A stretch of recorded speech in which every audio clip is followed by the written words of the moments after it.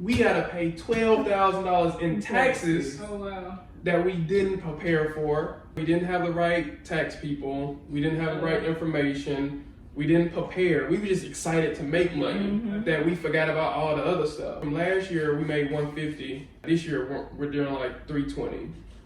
And that's just with the real estate side. We knew if we wasn't prepared last year, then it was gonna kill us alive this year.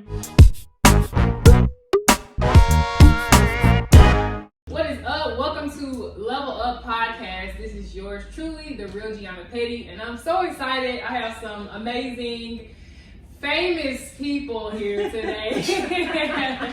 No, but some really well-known couple here in Huntsville. I'm so excited. I've been watching y'all from afar for a little minute and seeing y'all make a lot of moves. I didn't go to school with Eric, but we played basketball at different schools, so we kind of cross paths a couple of times, and after that, I think we noticed that each other were into entrepreneurship, so we kind of shared different business ventures and stuff like that before and stuff. So I'm proud to say that like you're still here, you got your significant other here with you making moves, and it's a beautiful thing. But I'll let you guys introduce yourself and tell us who you are. E.V Cashflow. That's our slogan. Okay. That's what we go by now. E.V Cashflow. It's simple to say, easy to find. I'm Eric. This is my lovely wife, Lavena.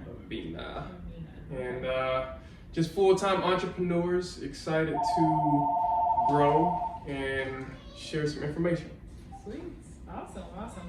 So I want to know, I'm curious to know like how'd you guys meet? Are you from here? Are you from Huntsville? No, I'm from Wilcox County, Camden, Alabama. I know you know Camden. somebody from The Camden. country. Probably, yeah. The dirt I might have some roads. family down there, now that I think about it. I don't know. Yeah, no. I do not met a few people, not that many, but. I've been here a while though. I've been here since 2007. So. Okay. Did you go to school here or? No. Okay. You just came up. That's a long story. Gotcha. But we actually met at The famous Crossroads. Oh, wow. Okay. Yeah. Long Nice. story. You want to hear that story? Yeah, I hear that story. It's a long story. Oh God. So, you want to tell it or you want me to tell it? Okay, so I'm in the club, minding my business, not looking for a man. Man. Not looking for a man at all. And I'm at the bar, I'm about to get a drink because I'm ready to go, and it's like, it's too hot and it's too packed and it's too childish in here. I'm ready to take my grown self home. Yeah. And I get my drink and I turn around and I see this gentleman here, and I'm like, oh my God. Like he had like 3 girls over here on his arm. It was 4. Oh, okay. No, he had like 3 girls over here, 8 girls on this side, and I really didn't even see the girls. I was just like, shit. And then he was looking at me like, oh, and I was like, oh God, send him here. And then I literally, like, it was like, in the movies where it's like when you see a chick and like, it's like almost like love at first sight type thing. And I literally, like, no joke, this is like a real true story. Yeah. I think it was like 4 girls, and we was all hugged up. 6. It was Crossroads, right? And I was 3 or 4 to 6. I was feeling like I was a man, and it's like the move, like a movie. Like I turned around, and we just locked eyes, and I was like, "Get off me!" And it was like, Oh God. it just happened just like that. Wow. And he flew over there. And I was like, thank you, Jesus. Oh my God. Yeah. So That is cool. We some of my friends talk about Crossroads and how we wish it would be back open because it was cool our last spot. Yeah, it Crossroads was is nice spot. downtown. That is what's up. So after that, it was just love at first sight and happily ever after. Not necessarily. not necessarily, Okay. but we made it. That's what's up though. And now you have 1 or 2 kids. 2 kids. Nice. How old are 10-year-old. Our son is 10 years old, and then our daughter Nova is 4. She just turned 4 in November. Cool. So my daughter's name is Nova too. I never said anything Really? about that. Yes. She just turned 2 in July. Wow. Yeah. Oh my goodness. So I thought that was cute. That's what's up. So y'all have a lot going on. I am a customer with your teeth products. How did that come about? I want to know how that came about. First, we made our money with real estate. Okay. So, in order for us to be real full-time entrepreneurs, we had to have a vehicle that can allow us to not work. Right. And real estate gave us the passive income that stabilized the lifestyle, where it took care of all the bills, we didn't have to work, and that gave us more free time. Right. And during that free time, we got curious about what else we can do now that we got a stabilized lifestyle. And then we saw that a lot of people were making money with products and digital products, physical products. So at the time, we both did research, and our daughter started a hair care business that Lavena runs. Okay. And I was looking for different things that I can start selling. I, tried the beard kit and just trying things. I was like, I stumbled across toothpaste, and it happened when I got my teeth cleaned one day. And I got my teeth cleaned, and you know how it is, like when you get your hair done, you get a new outfit, you get a haircut, you just feel like a new person.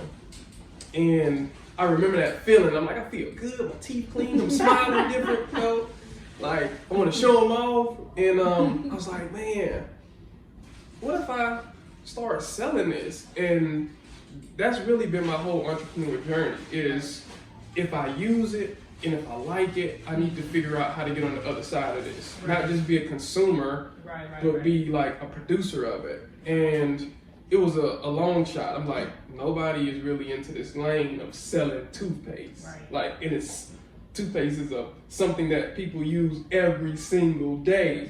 So I saw the demand of it, and I was like, I wonder if I can start like a Black-owned business with selling toothpaste and teeth whitening products. And it just started off as like a little thing I wanted to try, and it grew into a whole company. So it's pretty dope.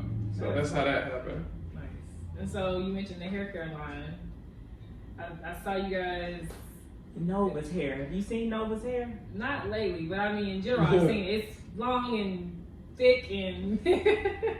So basically, we had to find something to manage her hair, because Nova has, I don't even know what Nova texture of hair is like. It's crazy. Her own texture. Yes, it's her own texture. So we just kept ordering stuff, trying to try different things to see what would work for her hair.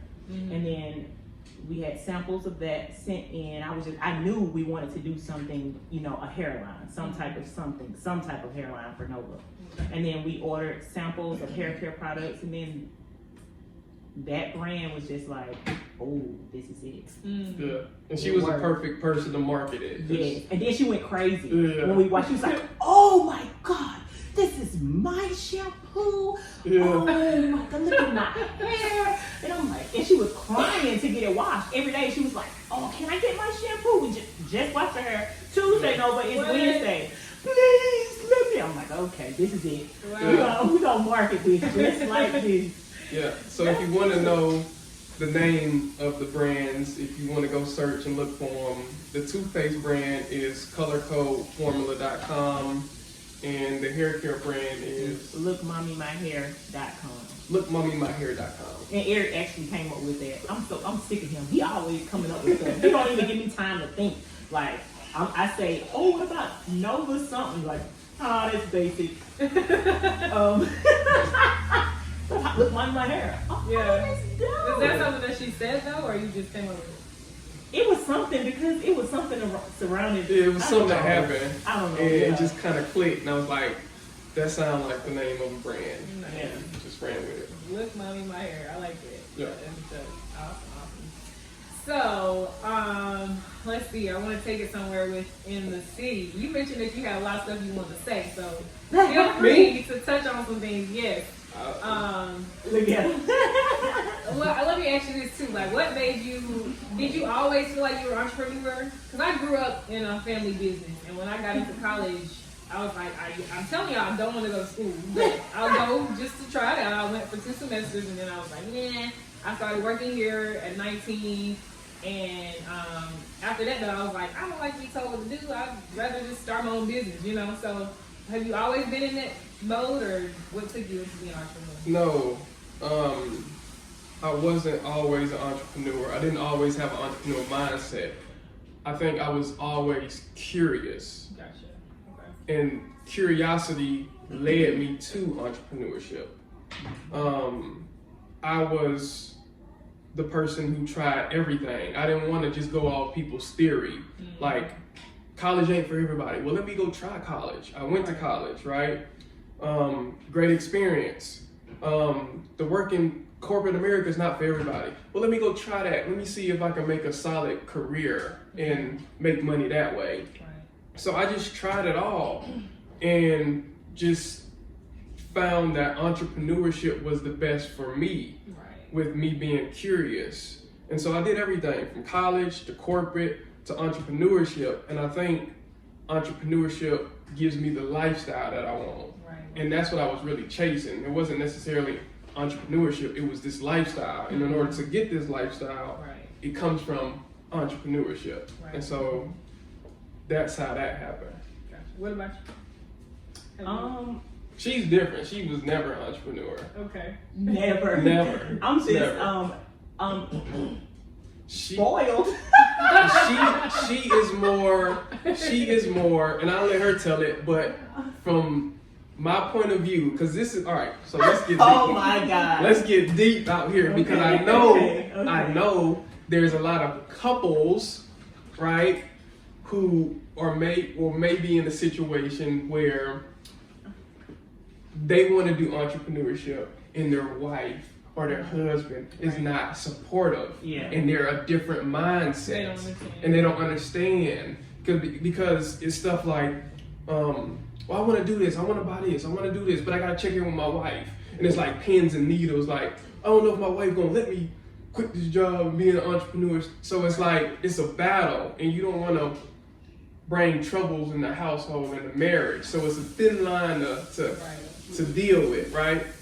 So it got to the point where when I did become an entrepreneur, I was so into it, and she wasn't, and she was more traditional corporate and safe, right? Right. Like, and I used to come to her with ideas like, I want to do this, I want to do this, I want to do this, and she's like, what? You just tried this thing, you just did this, and you just did this, and this, and this. And she didn't really see the vision at first, right? And I got to a point where I was trying to force her to be an entrepreneur, which was out of her comfort zone, which causes conflict. Right.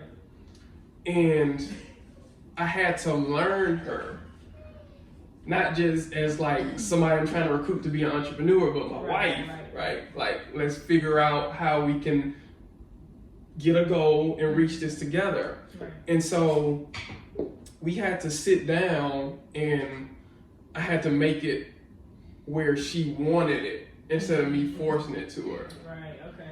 So I had to do some reverse psychology type stuff, right? And so we sat down and we wrote goals. What do you want your life to look like in the next so and so years? Okay. What does that look like? And she brought me like her list. Like, I want this. I want to have this lifestyle. I want to have this. I want to have this. I want to have this. Okay. And I was like, okay, if you want to be here in this amount of years, with the current path that we're on, is this reachable? Is this attainable? And she had to like sit back and see like, okay, I get it. I need to start taking risks. I need to get out of my comfort zone. Right. And so she slowly crossed over, right? And it was just letting her go at her own pace. And what happened was she started to like it. And she started to enjoy it. And it started to spoil her. And she saw the benefits of someone that was completely broke with all these ideas to something that actually worked. Right? Yeah, that was it. And that's why we coined ourselves the evidence, because we were broke completely. And we figured out what works for us with entrepreneurship, and we made it a lifestyle. So, and it was fun to see her transformation, like to see where she started to what kind of businesswoman she is now that actually calls most of the plays. It's just amazing to see, and I'm so proud of her. So proud of her. Do you have anything you want to add to that story? Oh, I mean, wow. What would I need to add? Oh my God. Now see, now E is the risk taker. Like, he always been a risk taker, and it used to drive me crazy. I'm like, do he stick right now? He just bought 80,000 NFTs. Yeah. No. Oh, we didn't talk about that. Okay. No, he just 80,000? 80,000. We just had this conversation where, was it last night? Last night I caught him. Why you tell the whole world that? Last night I caught him buying an NFT. It's crazy because who wake up? Normally, women catch me in their phone at 3 o'clock in the morning trying to talk to another woman. He's sneaking, buying an NFT at 3 o'clock. What are you doing? Oh, Lord. I knew. Oh my God. And he was nervous. He was nervous, like, oh, wow. Oh man, like, I did something. That's what he say every time. He said, I did something, because Nova said a lot.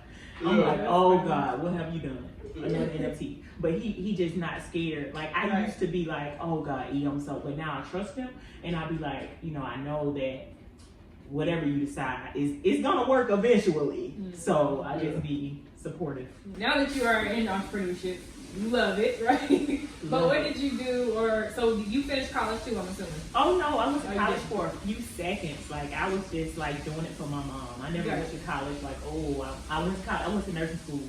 Okay. And I knew when I went to school that I wasn't gonna stay. I'm sorry, Mom, but I did for her. So I only went for a year. I went to the University of West Alabama. Okay. And I moved to Birmingham. See, I've always done, like, I do hair, but I've never been like sold on being a cosmetologist, or like I be dad with shoes, and I do all this little. I've always been creative, and just doing, like, making stuff and selling stuff like that. So I just always got by. And I was before becoming an entrepreneur, I was the cafeteria lady. I worked at the cashier at different schools. Okay. And loved the kids there. Then I got pregnant with Nova, and I was super sick. Like, I be dying. When I get pregnant, I'm like extremely sick where I can't do nothing but just lay in the bed. So that was my escape when I got pregnant with Nova. I was supposed to go back, but I had already told myself, oh, it worked. I'm sorry, it worked. But I wasn't going back. I told myself then, I'm not going back. He thought I was gonna go back to work, but I was like, no, I'm gonna ride this way. That's what's up. And then I found my true self and my passion. Nice. Entrepreneurship has been amazing. So when you say you found your true self, can you expound on that? Well, working, getting up. Like, I enjoy, like, when I worked in the cafeteria, I barely made anything. Mm-hmm. Like, I was just, I don't know. Insurance was good. I enjoyed the kids. But then entrepreneurship, I just felt like I have more free time to actually, like, learn myself. Mm-hmm. And like, I didn't even have time for myself. I went to work every day not making nothing. Right. But I didn't have time to focus on me, my family. And then now I'm just, I don't even know how to explain it. It's just, I'm just free. Right. That's all that is. We're gonna talk about that. Now don't confuse being free with easy. Well, right. It's definitely not easy. Right. Of course. It's not for the weak. Entrepreneurship is definitely not for the weak. I don't care what you're doing. But as an entrepreneur, you gotta have the heart and the mind for this, because it's a lot, but you control it. Right. It's up to you. So it's nobody else saying, oh, you got 2 hours left, or you better come back here. You got nobody telling you, like you just said, you don't like nobody telling you what to do. And it's just your free time to be you and do what you want to do. Right, you have that choice. But we are extremely busy. Oh my God, I don't think nobody is busier than us. Yeah. And that was another kind of struggle to get to that point, because I have built up a certain work ethic where I'm trained to go. Like, I'm built for this. I know what it takes. She, on the other hand, wasn't built yet. She was still used to. So you couldn't like transfer the job. No. Oh God. Work ethic to entrepreneurship. Oh no, it was totally different. Yep, those were trying times where she used to call me like a drill sergeant because I stayed on her so much. But it's like, V, snap out of it, get up, come on, you got stuff to do. It was like, what you doing? Like, oh wow, it was bad. Come on, like, Get on the phone. Like, I'm just tired. It's like, and it's like every time. That's why she called me a drill sergeant, because it was like, yeah, stay on. And it kind of felt like that sometimes. Yeah.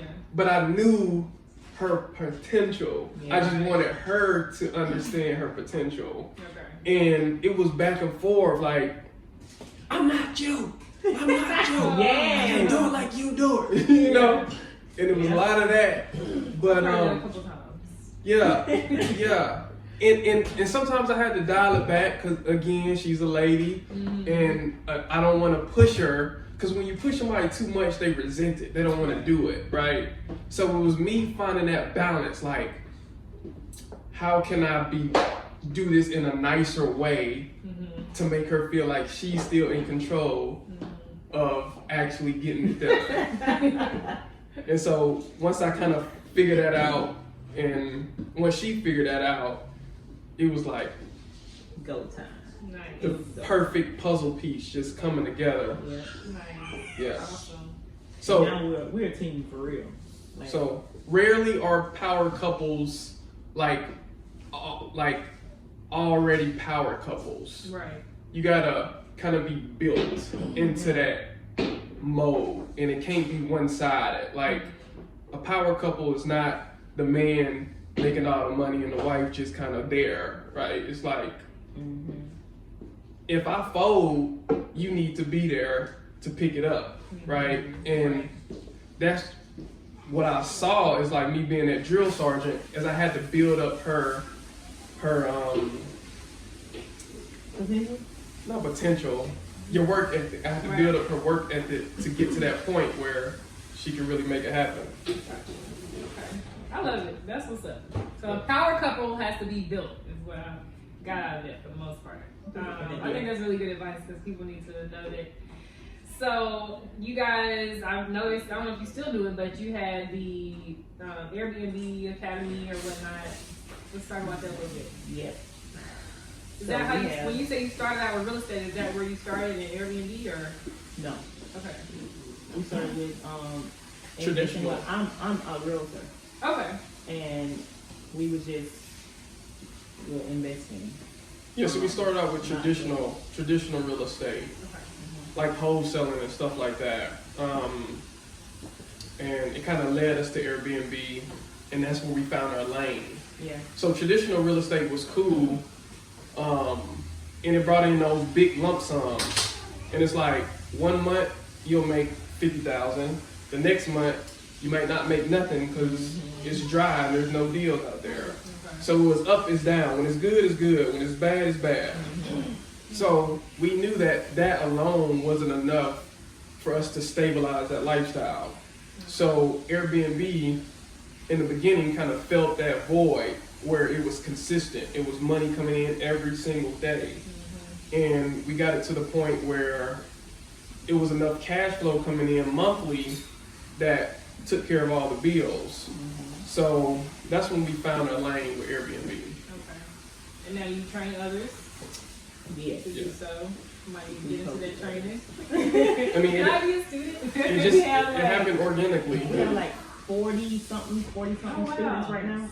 So is it like a course or is it like a live thing? One-on-one. How you do it? Oh, One-on-one. So, we do it like at our house sometimes. Like for you, if you wanted to, we would do it at our house. But mostly it's Zoom calls because we have students all over.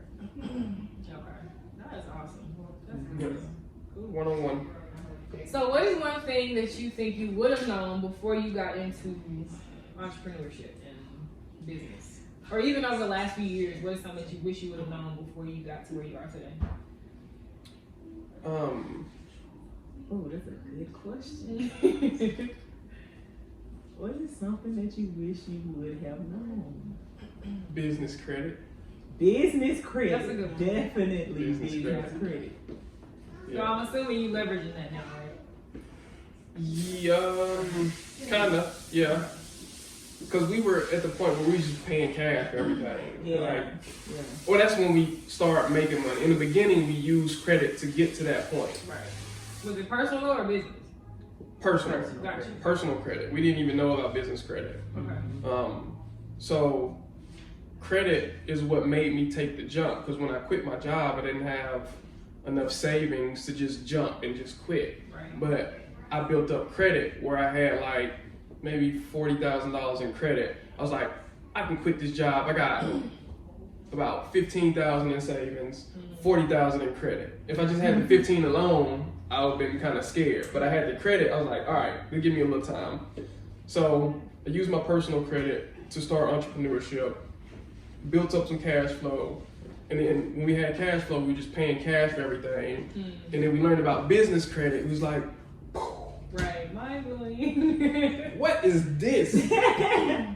Where have we been, world. right? Yeah. Yeah, So. that's awesome. So I mean, you know, information is a key thing because if you lack it, you can miss out on a lot of stuff in life just off of information. I'm just now in the last maybe year or two learning about it and still trying to figure it out. But I definitely would have wished I'd known about it earlier on. 'Cause I've spent a lot of money too on different things, and you know, so yeah. So you're a risk taker. Oh yeah, I am. I've always been a risk taker, and yeah, when it comes to business and life, like when I first got into, well, let's just say this: when I got out of college, started working here, I got a phone call. Well, no, let me slow down. I went to Arizona with like maybe $100 and 2-3 random people. One of them was my relative that I just had met though, right? Oh, wow. And my mom was like, "What is wrong with you? You don't got no money. How you gonna survive? Blah blah blah." But I had just got into network marketing, and so I felt like, okay, if I can do this anywhere, then I can move and make sales and build up whatever, a team over here, over there, and survive. And it was okay, but I was young. I still had a lot to learn, so I didn't last that long. On top of being with strangers, so I came back. But then after that, I came back, worked here a little bit more. Got a phone call. Hey, what you think about coming out to Oregon? I was like, where is that on the map, first of all? And I'll be on the next bus coming because I just didn't, for some reason, I just didn't want to be in Huntsville. And I don't know if it was because of my mom, because she got to a point, she was very active in the community. She ran for different city seats. She loved to help people. And she ran her own landscaping company. And that's kind of how we were raised. So, but she just got to a point where she was like, I'm so tired. I'm telling people this. I'm telling people that. They're not listening. They're thinking I'm crazy, When I'm telling them you can easily go to SBA.com and get a loan or get this and get that. I'm telling y'all the resources that has helped me. And so now, 10, 20 years later, people are like, Miss Judy, you was right, Yeah. She's like, man, I'm over it. So I don't know if it was that or me just being, I don't know. But I was like, I don't want to live here in Huntsville anymore. I got a memory on every other corner. I got a memory on every other corner. So I went out to Oregon, went to school for aesthetics. I was able to work on hemp farms and stuff like that. So it was a cool experience out there. So I will say I'm a risk taker on a lot of different things. So yeah, it'll take you far if you do it right, I guess. Yeah. Or is there a right way to take risk? Is there really a right way? I mean, calculate it. Yeah, you gotta do some research. True. Yeah. I think. Oh, go ahead. I'm sorry. Well, I think to follow up on your last thing too, one of the biggest things that we learned from last year to this year was how to manage money. Oh yeah, I just told myself I was gonna like take a class or something, but I still gotta work on that. Really, so it's so important. This is crazy. Last year was our first year really making six figures. Okay. And prior to that, we never had to manage money because we never really had it like that. Paying bills and what was it? Okay. And you know, your first entrepreneur rookie year, you can call it, you just excited about making it. You know, you just want to make money. And we've got to the point where like, where is all this money going? Where is the money? Yeah. Oh my God. Like, so you seeing it, but you're not. Yeah. I'm looking at the stats like, oh snap, we just crossed six figures. We did it, 6 figures. And I go look at the bank account. I'm like, what? Where? No figures. You been stealing No figures. No been stealing the money. No figures. No, we Have we really been eating it? Like, we had to sit down at the table and we had to go over some things like, what in the hell is going on? I'm looking at him, he looking at me like, we made all this money. Okay, right now we're at $112,000. Where is it? Like, we don't see none of that. Wow. Yeah, so again, being curious, and once you get to that point, your circle gets better, and you reach out to people who's been there, who's making money. You figure out what they're doing, what's working, and that led us to understanding how to pay yourself. So we read the book Profit First. Profit First is one of the best books for new entrepreneurs, just entrepreneurs in general who's looking to manage money. Profit First. And it shows you where your money is, because when we had made our first 6 figures, all the money was in one account. And that's the account that we spend money in, make money in, everything in. Wow. Everything is in this one account. So we can't see what's behind the curtains, right? Okay. So with Profit First, it's this situation where you break your bank account down into 5 different accounts. Okay. This is a gem right here. So one account, and you go to the bank, whoever you bank with, you go to that bank, you tell them you want to open several accounts under the same business. Okay. And so, I'm wondering about that. Yep. Okay. So one account is the income account. Okay. And it's only for money coming into the account. That's why it's called the income account. It's only money coming in. Okay. Right? Then the next account is the operating account. Okay. That's all money expenses, all money going out. Got it. Right? So you got an income and you got an operating. And then the next account is you have a owner's savings account. Okay. That's where you pay yourself. And then you have a profit savings account. Okay. And then you have another account for taxes. Okay. So you have 5 different accounts. Okay. You got an income, operating, you got an owner's savings, you got a profit savings, and then you got a tax account. Wow. And every month or twice a month, you have to transfer money into certain accounts. Like, most of the money is going to go into the operating because that's where most of the expenses is.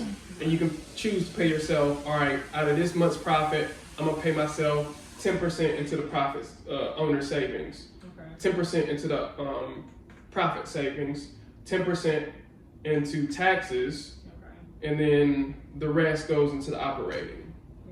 That way you know exactly what you have. And that tax account was a lifesaver because our first year, we thought we lost. I mean, we didn't have any money in the account really. On top of that, we had to pay $12,000 in taxes that we didn't prepare for. So that first year was like make it look like it was expensive. Even with expenses, Like, because at first it was what, 50? Yeah, it was ugly. Oh wow. Yeah, so it was that's ugly. Like so on your 6-figure year, you said you made about $120,000.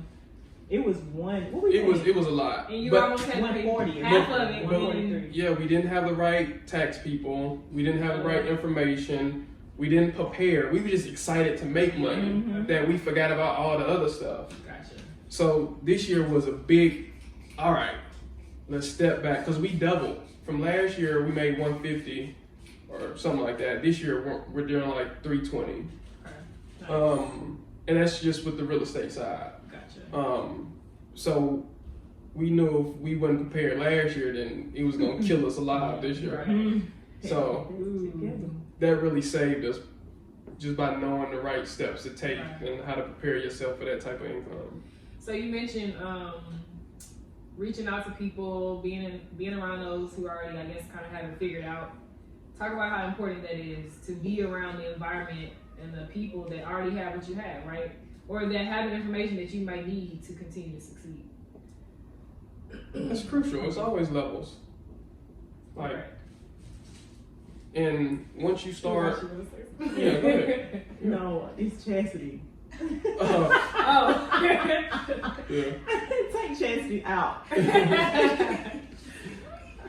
I hair outside? Yeah. I'm just playing. Okay. Once you reach certain levels, it's always a new obstacle or a new roadblock, and we believe in entrepreneurship and mentorship and coaching. Right. Mentorship. And I think once you start investing in stuff, the amount like gets smaller. Right. To somebody who never invested $1,000 on a coach Right. or a course, it seems like a lot of money, Right. right? To somebody who invested $1,000 on a coach or a mentor and made $10,000 off of that $1,000 investment, Right. that $1,000 seems real small, right? And I think it got to a point where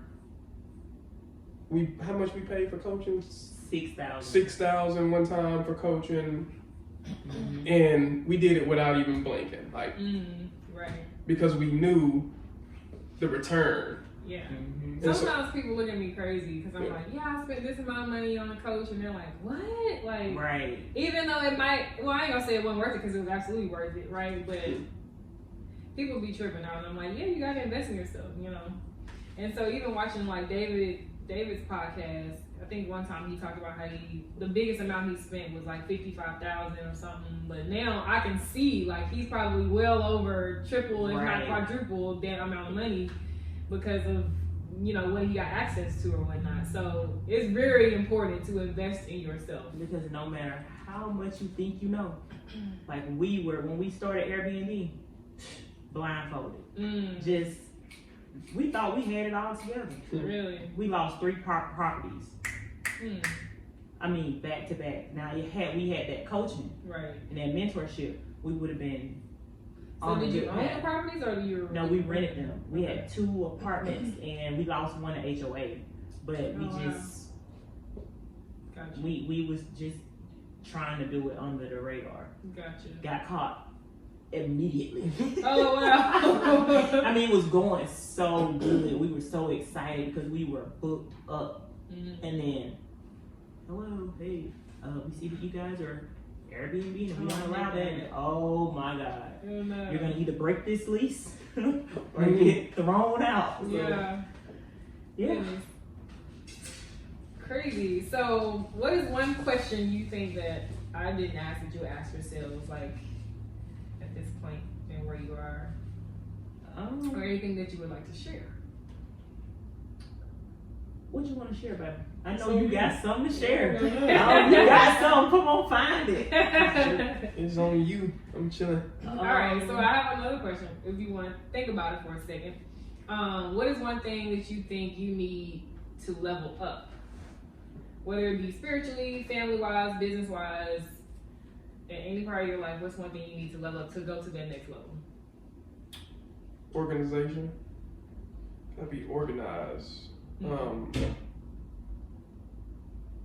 And discipline.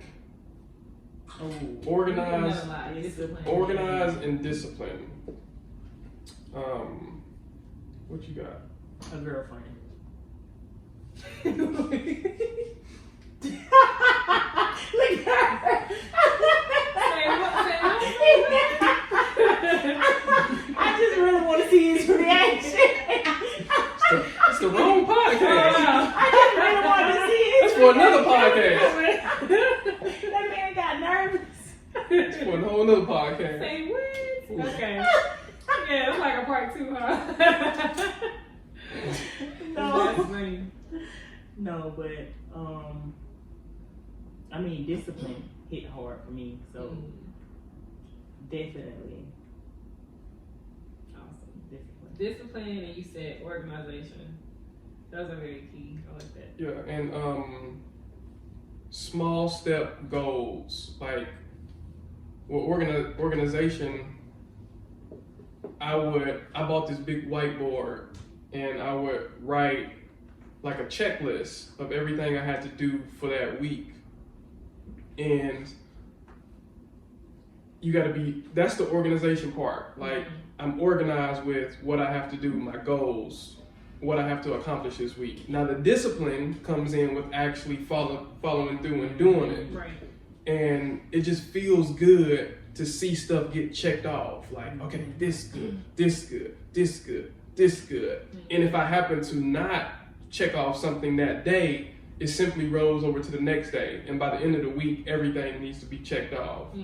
And then you reward yourself, because entrepreneurship is a journey, and we can get so caught up in the work, in the big picture, that we don't reward ourselves for the small things. And to keep it going, you gotta feel good about your progress. Right. So it took me a while to get that, because I was like, I'm not celebrating nothing till the big goal is done.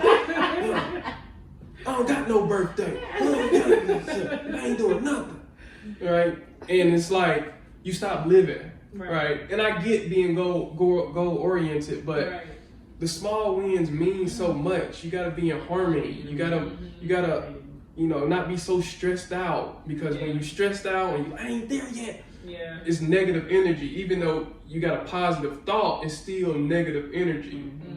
And I had to really protect energy and be in good harmony. Even if I had a bad day, I would go to sleep tricking myself that I had a good day. Oh, wow. Okay. Right? And it's hard to do, but it's easy to do. It sure is. And it's so simple. It's the slightest difference. And if people understand energy and frequencies and how to get in good harmony, life will feel good, and you will reach goals quicker because you attract more. So if you had a bad day, typically you go to sleep and you wake up and you're thinking about that bad day, and it transfers over to the next day. But on a bad day, I would write a note to myself to say, today was amazing. Everything was great. It worked out just how it's supposed to. And I would go to sleep actually feeling like that really happened. Right? And that'll transfer into the next day, which will put me on a good frequency, like, okay, like start fresh. And so that's a little trick that I did for myself. That's cool. I like that. So what do you guys think that, because you mentioned Lavelle, right? You mentioned entrepreneurship is not for everybody, and it's not easy. I can attest to that. So what do you think keeps y'all going though? Like, what wakes you up every day to still go hard, even with those bad days and whatever, the hard times? Basically the fact that we have to. Okay. To And maintain that lifestyle. we actually love it now though. Yeah. It's just, we work so well together, y'all. It's crazy how we do everything together. Like, we are a moving company. We are what is it? We're plumbers, electricians. It's crazy how I think it's us motivating each other, and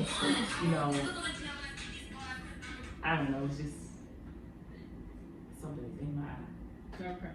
And it's just how we just really just work good together. Yeah. And legacy so you're too. just in sync.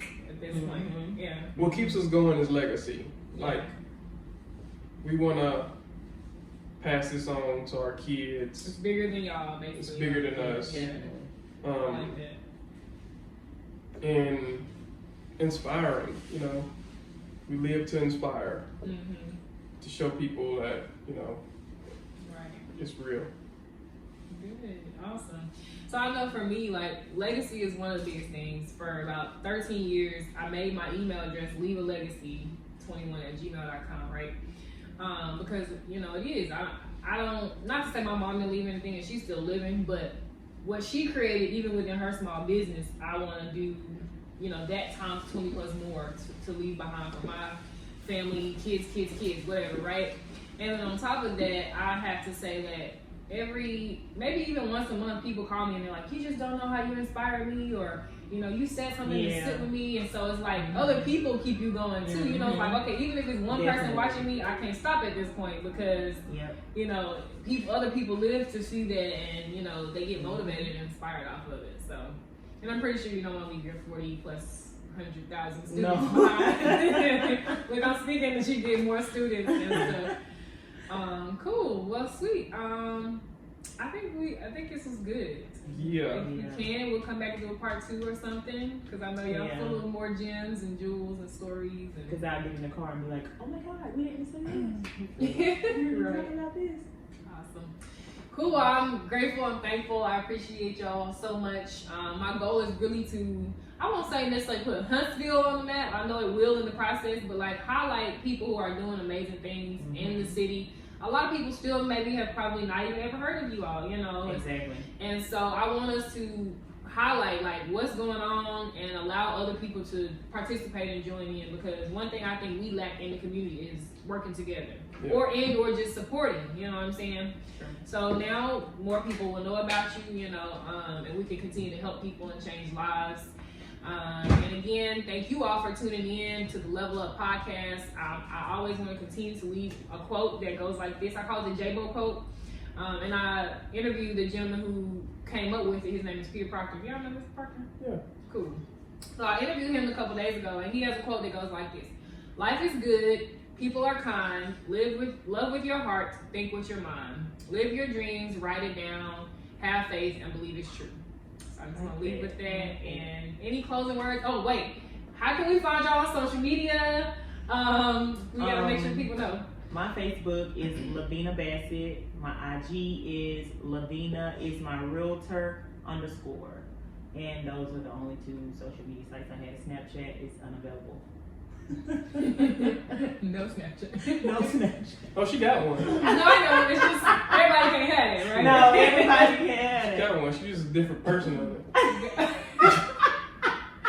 Gotcha. For another podcast. For another podcast, our real estate page is E.V Cashflow. YouTube, E.V Cashflow, and that's pretty much how you can get in touch with us.